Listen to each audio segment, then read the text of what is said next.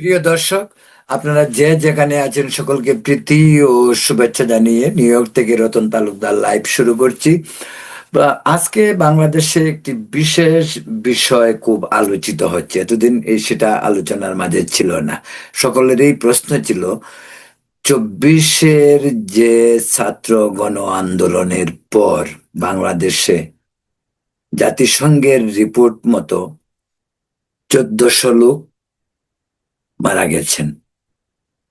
Sheikh Hasina 5 August Bangladesh ছেড়ে যেদিন চলে যান, সেদিন ঢাকার জাতীয় পত্রপত্রিকায় মৃতের সংখ্যা ছিল 750, 750 জন থেকে 800-র মতো, এরকমই বিভিন্ন পত্রপত্রিকা বিভিন্ন ধরনের রিপোর্ট করেছে। তো বাকি 800 থেকে বাকি 1400 হতে আরো 600 লোক 5 আগস্ট ডক্টর ইউনূস ক্ষমতা নেওয়ার পর হত্যা করা হয়েছে। তাদেরকে কে হত্যা করলো? এবং 400 পুলিশ হত্যা করা হয়েছে নির্মম ভাবে। এইসব হত্যাকাণ্ড নিয়ে অনেক বিতর্ক, অনেক কথাবার্তা, কিন্তু ডক্টর ইউনূসের 18 মাসের শাসনামলে প্রশ্নটি উঠেছে, কিন্তু এত জোরালো ভাবে নয়। কিন্তু এখন পুলিশকে কে হত্যা করলো সেই প্রশ্নটি বেশ আলোচনায়, এবং আগ বাড়িয়ে এনসিপি, কিন্তু বিএনপি ক্ষমতা আসার পর আগ বাড়িয়ে এনসিপি নেতারা বলছে বিএনপি পুলিশদেরকে হত্যা করেছে। নাসিরুদ্দিন পাটোয়ারি একাধিকবার বিভিন্ন জায়গায় এই সমস্ত কথা বলছেন। তারা অভিযোগ করছে বিএনপি কে, এবং একই সুর শোনা যায় ডাকসুর বিপি সাদেক কায়েমের কণ্ঠে, আসিফ মাহমুদ সজীব ভুইয়ার কণ্ঠে, নাহিদ, তাদের কাছে শোনা যাচ্ছে। তারা এত হঠাৎ করে, আগে তারা বলছে আওয়ামী লীগ পুলিশদেরকে হত্যা করেছে, তো এখন দেখি বিএনপি কে বলছে। বিএনপি পুলিশকে এই এই যে 24-এর আন্দোলন, সেই 24-এর আন্দোলনে বিএনপির অবস্থা কি পুলিশ হত্যা করার মতন পজিশনে ছিল? নাকি পুরা বাংলাদেশে বিভিন্ন থানায় অগ্নিসংযোগ, পুলিশদেরকে হত্যা, সেই ছাত্র যুব উচ্ছৃঙ্খল আন্দোলনকারীরা সে ঘটনাগুলি ঘটিয়েছে, এবং তার সাক্ষী প্রমাণও রয়েছে, ভিডিও রয়েছে, কাকে কোথায় কিভাবে হত্যা করে। এই যে এতগুলো থানা অগ্নিসংযোগ, অস্ত্রকে লুণ্ঠন করা হয়েছে, পুলিশদেরকে হত্যা করা হয়েছে, যে কারণে জুলাই অভ্যুত্থানের পর পুলিশের মনে ভয় আতঙ্ক থেকে অনেক পুলিশ পর্যন্ত দীর্ঘদিন বাহিরে আসেনি। অনেকেই আত্মগোপন করেছে, অনেকেই ভয় ভীতি নিয়ে মানসিক ভাবে বিপর্যস্ত হয়েছে, অনেকেই মানসিক ভারসাম্যতা পর্যন্ত হারিয়েছে। এই সমস্ত ঘটনাগুলি ঘটেছে, কিন্তু এখন তো পুলিশ হত্যাকার বিচার হবে, বিচার হবে, এই যে বলা হচ্ছে। আর এনসিপি জামাত কেন বলছে যে পুলিশকে? আগে বলছে আওয়ামী লীগ হত্যা করেছে, এখন বলতেছে বিএনপি হত্যা করেছে। তা আসলে পুলিশকে কে হত্যা করেছে এটা সকলেরই জানা। সকলেই জানা যে পুলিশ যেভাবে হত্যা, যেভাবে পুলিশকে স্নাইপার রাইফেল সহ বিভিন্ন আগ্নেয়াস্ত্র দিয়ে হত্যা করা হয়েছে নির্মম ভাবে, এমনকি চাপাতি দিয়ে হত্যা করে অগ্নিসংযোগও করা হয়েছে, এমন ঘটনা ঘটেছে। একজন সমন্বয়কারী হবিগঞ্জ তো গিয়ে থানায় বসে ওসির সামনে টেবিল চাপড়িয়ে পর্যন্ত বলেছে সে খুন করেছে। তার কি জানি নাম ছেলেটির, মাহেদি। সম্প্রতি পালানোর চেষ্টা করেছিল, দিল্লি গিয়েছিল, দিল্লি থেকে পুলিশ তাকে আবার ব্যাক করিয়ে বাংলাদেশে পাঠিয়েছে। তো পুলিশকে কে হত্যা করেছে, প্রতিটি হত্যার বিচার হতে হবে। পুলিশের পরিবার তাদের মা বাবা স্ত্রী সন্তান তাদের হত্যার বিচার চায় এবং দেশের নাগরিক দেশের জনগণ তারাও পুলিশ হত্যার বিচার চায় এবং এটা দেশের স্বার্থে ভবিষ্যতের একটি সুশীল সমাজ প্রতিষ্ঠার জন্য পুলিশ হত্যার বিচার হতে হবে এবং বাংলাদেশে হবে। আজকে পুলিশ হত্যাকে যেভাবে বিএনপি করে এনসিপি বা জামাতরা চেষ্টা করুক পুলিশকে হত্যা করেছে বিএনপি, এই কথা আজকে খুব জোরে সোরেই শোনা যাচ্ছে, কিন্তু আসলে কি তাই? কারা পুলিশকে হত্যা করেছিলেন? এই নির্মম হত্যাকাণ্ডের ঘটনা সবচেয়ে বেশি ঘটেছে শেখ হাসিনা বাংলাদেশ থেকে চলে যাওয়ার পর। তখন তো ইউনূস প্রশাসন, ইউনূসের সরকার, এবং এই থানাগুলি লুট হয়েছে। তখন কে করেছে লুট? গণভবন কে লুট করেছিল? যারা গণভবন লুট করেছিল শেখ হাসিনা চলে যাওয়ার পর, তারাই কিন্তু পুলিশদেরকে হত্যা করেছে। সেই গ্রুপে যারা 32 নম্বর ভেঙ্গেছিল তারাই কিন্তু পুলিশ হত্যা করেছিল। যারা ছাত্র সমন্বয়কের নামে উচ্ছৃঙ্খলতার বশবর্তী হয়ে বিভিন্ন সারা দেশে বিভিন্ন থানায়, সেটা হোক উত্তরবঙ্গ হোক দক্ষিণবঙ্গ, ঢাকা থেকে ময়মনসিংহ, এমন কোনো জেলা নেই যেখানে থানায় আক্রমণ করা হয়নি। এবং এগুলোর প্ররোচনা বাইরের থেকেও গিয়েছে। আপনারা জানেন বাইরের যারা ইউটিউবার, আমাদের মহামান্য ইউটিউবাররা রয়েছেন, ওনারা মনে করেন ওনারা যা বলবে তাই হয়ে যাবে। এখন হচ্ছে না কেন? এখন তারা উন্মাদ হয়ে গেছে, এখন পাগলা কুকুরে, এই পিনাকি এখন প্রায় পাগলা কুকুরের মতো। যা খুশি তা মিথ্যা ভুল তথ্য, আজগবি কল্প কাহিনী বানোয়াট সবগুলি মিলিয়ে এক জগা খিচুড়ি অবস্থায় পড়ছে পিনাকি। এখন দেখবেন প্রতিদিন তার কথাবার্তার মাঝে যেন ভারসাম্যহীনতার অভাব, মানসিক বিকারগ্রস্ত মানুষের মতো চিৎকার করছে।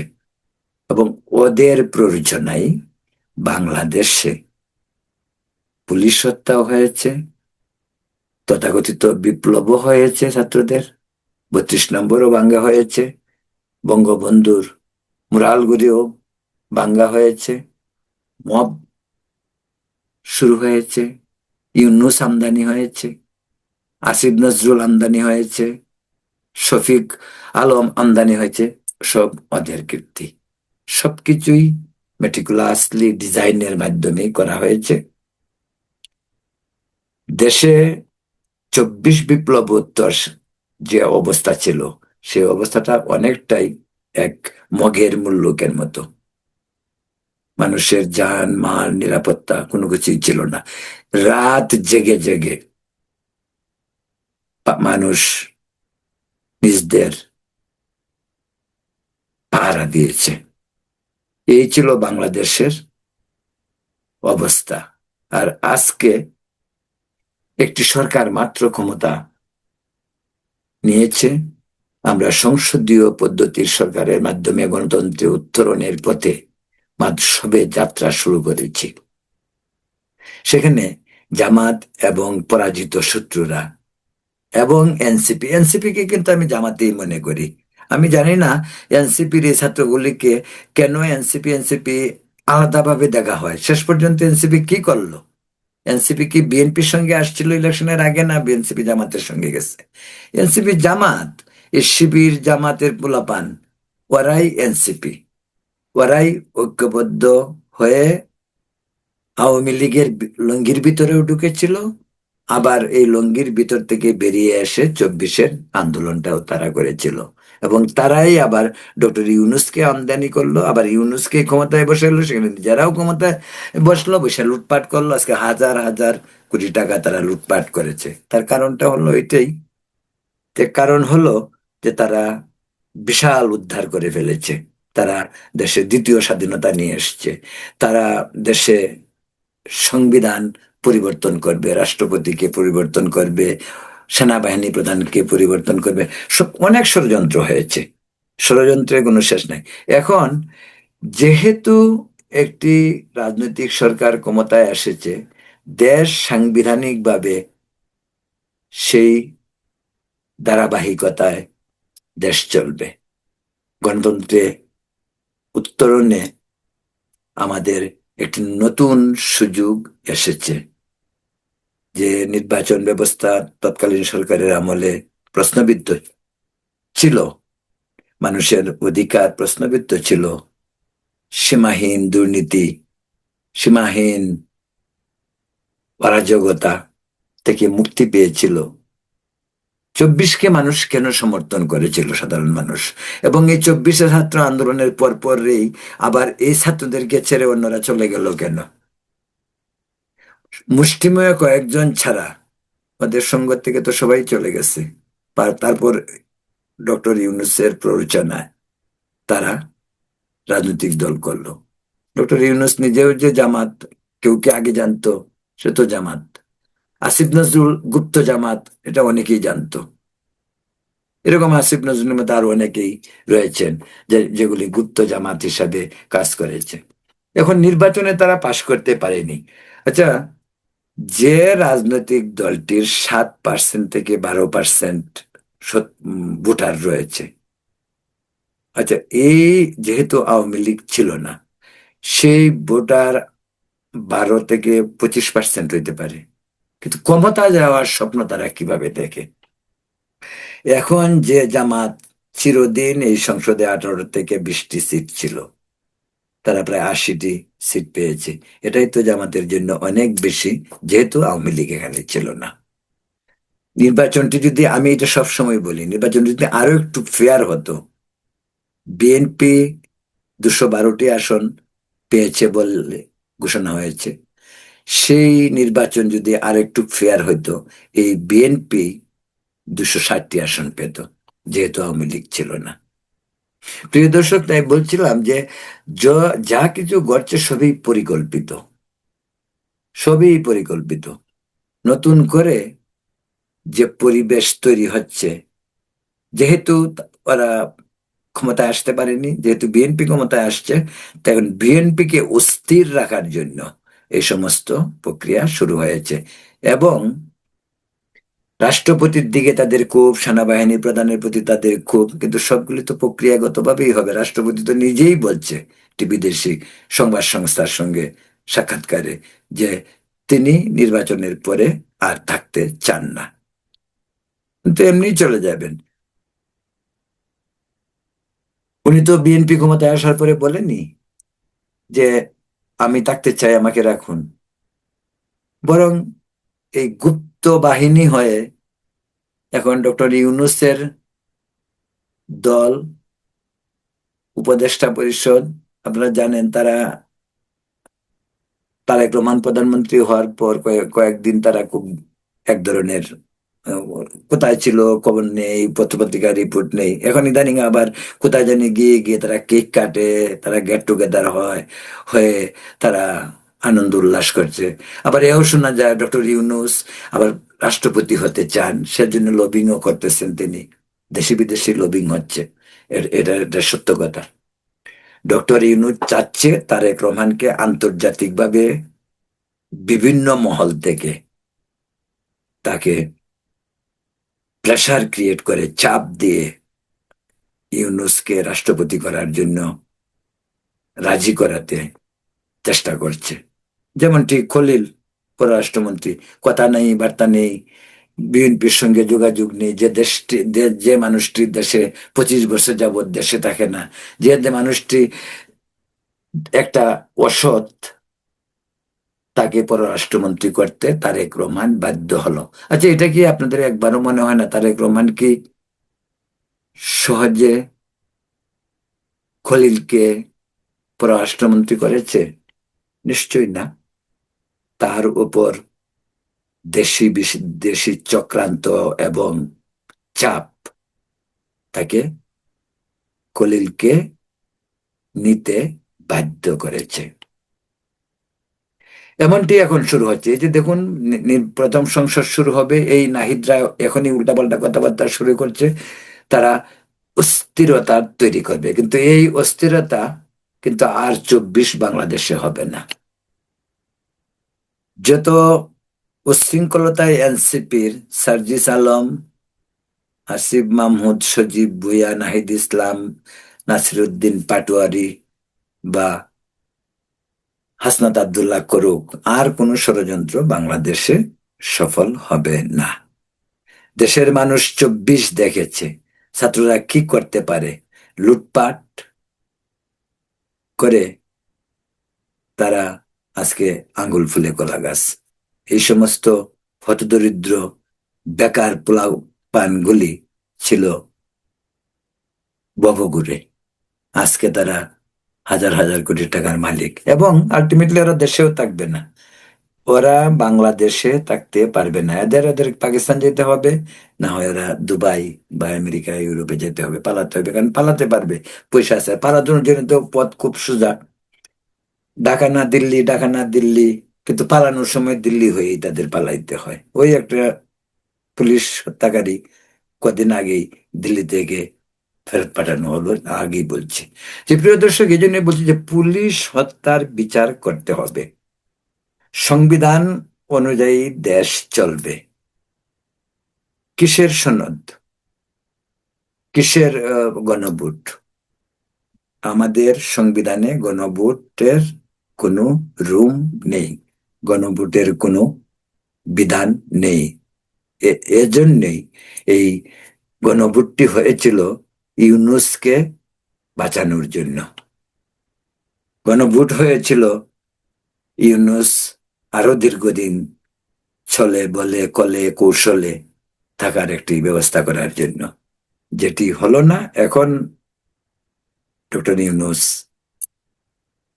চুপি চুপি নতুন ধান্দা শুরু করেছেন, কিভাবে রাষ্ট্রপতি হওয়া যায়, দেশি বিদেশি চাপ প্রয়োগ করা যায় কিনা। প্রিয় দর্শক, বলছিলাম শুরুটা, পুলিশের হত্যাকাণ্ডের বিচার হওয়া উচিত। যে কোনো বিবেকবান মানুষ বলবে পুলিশ পরিবারের প্রতি যদি কারো সহানুভূতি থাকে, তারাও তো বাংলাদেশের, তারাও তো সরকারকে সার্ভ করেছে, সরকারি কাজ করেছে, আইন শৃঙ্খলা রক্ষায় তাদের দায়িত্ব পালন করেছে। কেউ বাড়াবাড়ি করেনি তা তো বলা হচ্ছে না, বাড়াবাড়ি করলে তার আইনের আওতায় আনা হইতে পারে, কিন্তু তাকে পুড়ে মারতে হবে, তাকে হত্যা করতে হবে, থানা জ্বালিয়ে দিতে হবে, থানার অস্ত্র লুট করতে হবে। এই অস্ত্র কোথায় গেল? আসিফ মাহমুদ, সজীব ভুঁইয়া, ওরা এই প্রশ্নের উত্তর দিক। লুট হওয়া অস্ত্রগুলি কোথায়? তারা কি অস্ত্রগুলি রেখেছে জঙ্গিদেরকে ট্রেনিং দেওয়ার জন্য? আসিফ মাহমুদ, সজীব ভুঁইয়া তো বলেছিলেন তিনি নাকি কিসের এক বাহিনী বানাবেন, সেখানে ট্রেনিং দেওয়া হবে। কার জন্য, কিসের জন্য, কোন স্বাধীনতার জন্য? প্রিয় দর্শক, বাংলাদেশের বর্তমান যে পরিস্থিতি, সেই পরিস্থিতিতে নতুন বিএনপি সরকারকে দৃঢ়তার সঙ্গে এগিয়ে যেতে হবে, এবং সংসদে সমস্ত সমস্যার সমাধান এই সংসদের ভিতরেই করতে হবে। এবং এমনটি ভাবার কোনো কারণ নেই জামাত এনসিপি বলে তথাকথিত পোলাপানগুলি যেগুলি এমপি হয়েছে, তারা সংসদে বসেও গভর্নমেন্টকে স্বস্তি দেবে না। ওদের আস্ফালন ক্রমেই বাড়তে থাকবে, কারণ তারা পরাজিত শক্তি। তারা জানে তাদের অস্তিত্বের জন্যই তাদের এই ধরনের উচ্ছৃঙ্খল কর্মকাণ্ড চালিয়ে যেতে হবে। পুলিশ হত্যা স্বরাষ্ট্রমন্ত্রী বলেছেন, এবং সেই পুলিশ হত্যা বিচার হতে হবে। আওয়ামী লীগকে রাজনীতি করার সুযোগ দিতে হবে। আওয়ামী লীগ যারা চুরি ডাকাতি বা যা কিছু করেছে, দুর্নীতি করেছে, তাদের বিচার হোক।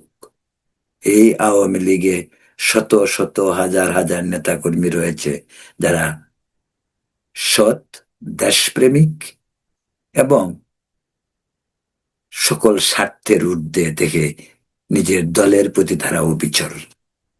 প্রিয় দর্শক, এখন এই পর্যন্তই। আগামীকাল অন্য ইস্যু নিয়ে কথা বলবো। এই পর্যন্ত ভালো থাকুন, সুস্থ থাকুন এবং নিরাপদ থাকুন। ধন্যবাদ।